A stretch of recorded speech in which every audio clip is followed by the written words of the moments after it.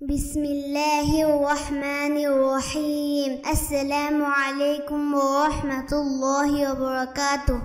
আজ আমি মানুষের মুক্তির জন্য নিজের সৎলোক হওয়াই যথেষ্ট নয় এই সম্পর্কে একটি সত্য কাহিনী আলোচনা করব। কাহিনীটি ভালো লাগলে দয়া করে লাইক, কমেন্ট ও সাবস্ক্রাইব করতে ভুলবেন না। হযরত ইউসা ইবনে নুনের নিকট একবার ওহী এলো যে তোমার জাতির 1,00,000 লোককে আযাবের মাধ্যমে ধ্বংস করা হবে। এদের মধ্যে 40,000 সৎ লোক এবং 60,000 অসৎ লোক। ইউসা আলাইহিস সালাম বললেন, হে রব্বুল আলামিন, অসৎ লোকদের ধ্বংস করার কারণ তো জানি, কিন্তু সৎ লোকদের কেন ধ্বংস করা হবে? জবাব এলো, এই সৎ লোকগুলো অসৎ লোকগুলোর সাথে বন্ধুত্বপূর্ণ সম্পর্ক রাখত, তাদের সাথে পানাহার করত, উঠা বসা ও হাসি তামাশায় যোগদান করত।